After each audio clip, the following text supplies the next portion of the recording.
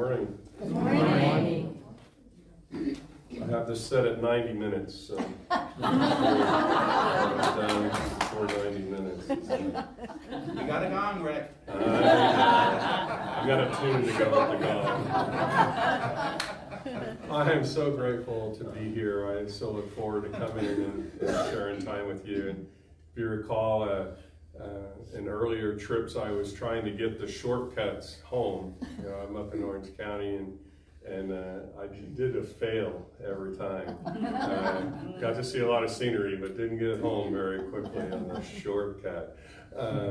But this time I left last Sunday to come here, last Sunday. And I went from Orange County to Charleston and stayed there for a week. There we go. And I got all charged up, and then I came back to Orange County and drove to Yuma, and that's probably the longest road to Yuma. But it was nice. It was nice being there with lots of people and getting charged up, and it's almost a charged up overload there because you're getting music and you're getting all these great speakers and all this great experience, and it just really does charge you up. So hopefully I appear charged up. All right. So what I want to talk to you today about, it's interesting that whenever Darren asks me to talk, or each time he asks me to talk, I just contemplate, well, what's my subject? You know, what am I going to talk about? And immediately I got forgiveness is what came to me to talk about. And so then I just kind of work it through in my mind and what I want to say, and then you guys get the benefit of all of that mind work and heart work that I go through. But sharing a story for the first time ever about my mom. It's really close to my mom. I was the middle child, had two sisters, so you can imagine I took the blame for everything because I was the brother. But we had a great life together, and then off I went into the military. And then my mom and dad decided that, you know, it was best if they had different paths. And so unfortunately, I heard something from my mom that no son wants to hear, and that was you went with the divorce.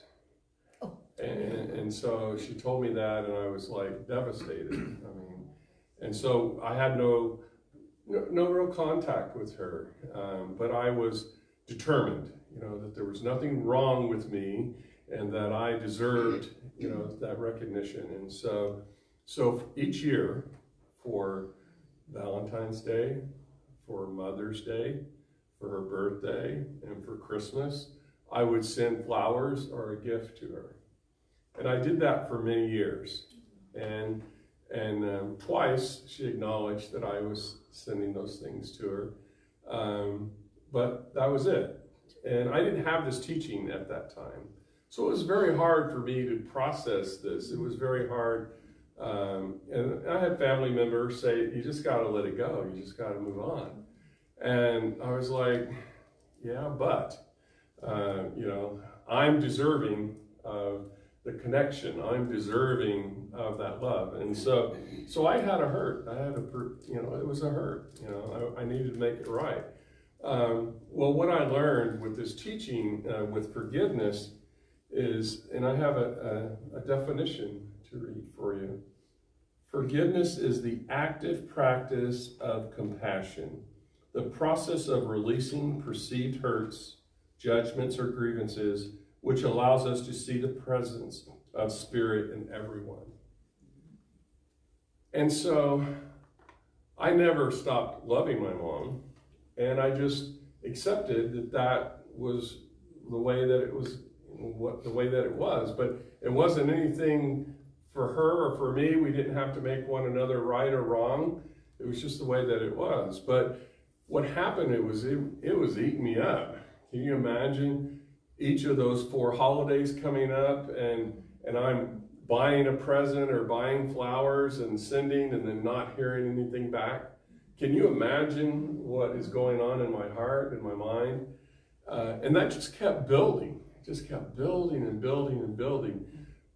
But it took my family to say, stop. You just got to stop. And so I was taking that very personally, because it was very personal. But in actuality, I came to a realization that a person is doing the best that they can at that moment that they're doing.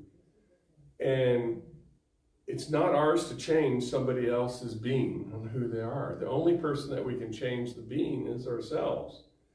And so I worked through that, and I love my mom and still do.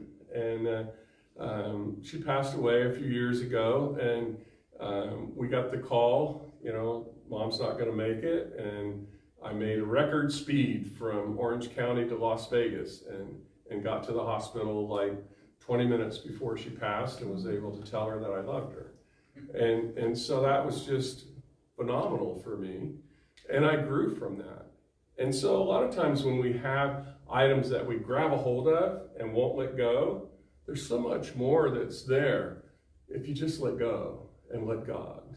And just experience that divinity within yourself and the other people that are around you. And so once I was able to do that, I was free. The holidays didn't come around where I was like, oh, I've got to do something. No, I just would know in my heart I love my mom, and I would go from there. And then just changing tracks a little bit is I like to use movies. Well, you may know that I like to use movies. Darren just told you, so I like to use them. And the reason that I like to talk about movies is because it's the imagination at work. If they can make it happen on the screen, why can't you make it happen in your mind and make it come into form? Why not? And so I always have those. Do you have those movies that have a special meaning to you? Mm-hmm. There's this one part, and you always remember it, and then you actually put that to work in your life because you're like, this is cool. I want this. So there's a movie, and the movie is The Shack. I don't know if you guys have heard of that movie. There's a lot of good stuff in there. If you're talking about mental equivalence and things that you can do to understand. And so I don't know if you don't know the basis of the movie. A father of 3 kids goes on a camping trip, and the youngest daughter gets abducted and killed. And it basically takes over his life, the grief and the blame and the guilt that I did this, and then the daughter who was standing up in a boat, and she kind of fell off the boat, and then the dad had to go rescue them, and that left the little girl alone. So the little girl also was guilt, because if I wouldn't stand up on that boat, it wouldn't have turned over, Dad wouldn't have left, and we'd still have my little sister.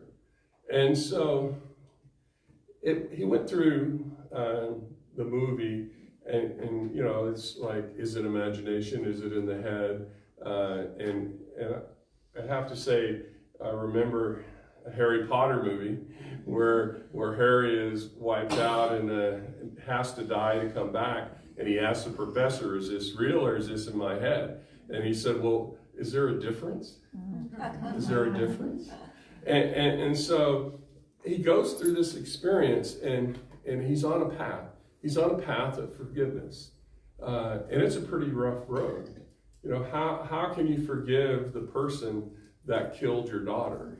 And that's pretty dramatic, and it's pretty extreme. And I think you can relate to that if you have children or little ones that you love, and you imagine that they're taken away from you, what feelings that you would have. So it takes over your life. It took over his life. He was no longer happy. He was no longer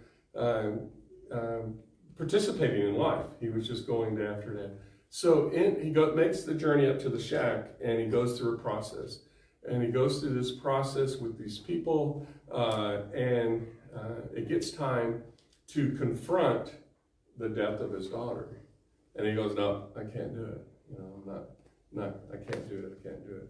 And so then he gets talked about forgiveness, and he goes, I can't forgive him. And he was even harsh with God, saying, I can't forgive God for letting this happen to my little girl. And so, got a quote from that movie, and so that's where it is. He's at a point where he needs to forgive the person that killed his daughter. And this is what he's told. Forgiveness is not about forgetting, Mac. It is about letting go of another person's throat. Forgiveness does not establish a relationship. It is to release you from something that will eat you alive, that will destroy your joy and your ability to love fully and openly. And so whenever I traditionally heard the words forgiveness, I think of, that I have to tell somebody else that it's okay what they did. That was what was in my mind. And then it's well, wait a minute, no. I'm not condoning somebody's behavior. I am coming to terms with it in my own mind. And so the thing with my mom and the thing with the shack, those are some pretty good hurts, right? Pretty good hurts. And so he goes through and he actually they told him he has to say it out loud, that I forgive him. He has to say it out loud. He can't do it. And so they keep at him. And so he finally says it very, very, hard. It was hard for him to get the words out, but he said he forgave him. And he goes, well, that's once. You may need to do that 1,000 times before you can move in toward healing. But the thing is, you take that first step. You take that first step to healing yourself inside, in realizing that you're not the event that happened, and that person that, went against you or hurt you, they're also a child of God. And so we all make mistakes. And so the idea is, how do we get through the mistakes and have that level of joy that we're supposed to experience? Have that love and share that with everybody. You can see very easily on these dramatic things like in the shack, but they use that dramatics to help you see that it's not just the dramatics. We do it every day. We do it every day. So going back to the definition that I read you of forgiveness. So it's the active practice of compassion, the process of releasing perceived hurts. It's pretty easy for us to grab a hold of that, right? Perceived hurts. Somebody said something, somebody did something. But then there's more. There's more. Judgments are grievances. Releasing of judgments and grievances. Do you have judgments and grievances that you're holding on to that you need to release? So it was interesting for me that I went to this conference, and this conference was in Charleston, South Carolina. And it was also Black History Appreciation Month, and so that theme was throughout the conference. And so it was pretty cool. We got entertained. We had some local groups, drummers and singers and dancers, and it was a great experience to have that. And then on one of the days was Wednesday. They gave us the afternoon off, and so a friend of mine and I went downtown Charleston, and they have the marketplace, and so we said, oh, well, we're going to go down the marketplace, and then we're going to eat some authentic food from Charleston, and then we're going to go see the Rainbow Street, which is all of these houses from the 1600s, and they're all different colors. And so we were just doing the touristy thing, and so, but we walked through the marketplace. Imagine a building that's 2 blocks long. It's brick. it has a roof on it, it has pillars, and it's kind of open. In other words, it's two buildings, very long buildings, and the sides are open. So it's a lot of open air type thing. And then they have these wooden tables that were just old, you know, and you could tell that they had 50 coats of green paint on them, and they had been rubbed off or bumped off, and then they had people that were selling their wares. You know, it's like a flea market. So they were selling various things of food and clothing and jewelry and all of this. And then the realization came of what that was. So what happened in the marketplace back in the day is that's where the slaves were sold. And 40% of the slaves that were sold right there in that marketplace. And so it's just such a realization of that history that's there. And that one thing that was coming out in the conference that I really liked is they said that we are here where we are. And they talked about people that say, well, I didn't do anything. I didn't do anything to cause that grief 200 years ago. And it was interesting, it struck me very soundly when they said, you may not have built the house, but you're living in the house now. And I was like, wow. So then, all through that conference, there were people talking, and I was listening to the various people that were talking, and they all had something to say. We all have something to say, right? We all have something to say. And so they were up there, and I was getting a thing. That everybody wants to belong. Do all of you want to belong? Yes. You want to belong. Be part of life. And you want to be heard, right? You have something to say. Everybody has a song within us that's our song, and we want to be heard. And the last one, which hit me the hardest, was you want to matter. You want to matter. And so as I was listening to these people talking, I could feel their hurt because there were things happening around us that are impacting the ability to feel that you belong to something, that you can be heard, and that you matter. And as I heard that coming from the hearts of these people that were talking, it just, it's very humbling, because it makes me think, what judgments do I have? What judgments do I have that I'm preventing my love for another person from happening because I have these judgments? And how can I get rid of those judgments? So the thought of forgiveness is more than just what one person may have done to you.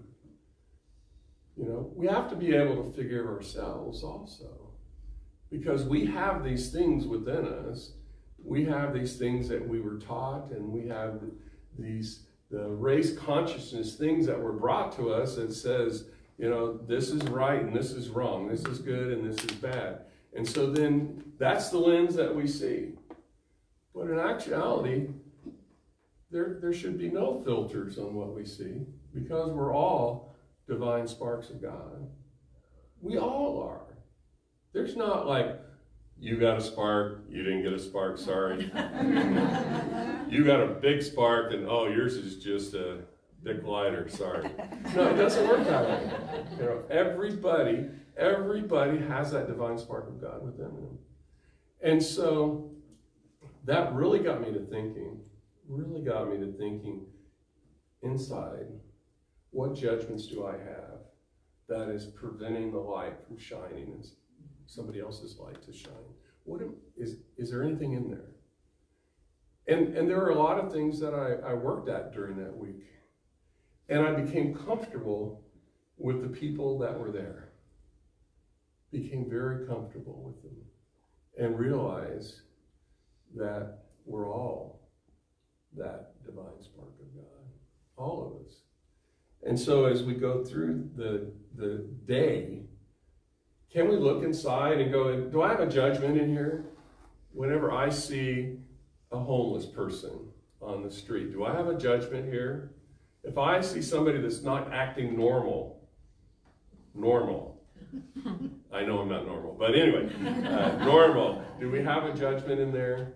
Do we have past experiences that make us view somebody from a filter of less than? Do we have that filter? Let's get rid of that filter, because we're all in this together and we're all the same. And so I have, I always go to Ernest. He's a good source, by the way. This is a little lengthy, but I think it's worth it. I am not talking about forgiveness between God and man. God does not have to forgive, for God is eternal forgiveness. But everything that we really understand between each other will be forgiven. I do not know when such understanding will come to the world, so that nations will be able to lay down their arms. It will come, not today, or tomorrow perhaps, as we measure time, but nothing can finally combat it. That process, an infinite, painstaking, slow, but certain someday will come to perfectly appreciate the fact that no living soul is more important than any other one. And so if you have something to grab a hold of in this talk about forgiveness, is that please take that inside. Please take that internally. And not only forgive those that may have done those things against you, but also look at the judgments that you may have within you that are holding you back from seeing the beauty and the unique spark of God that somebody is. And always know that you are loved and that you are never alone. So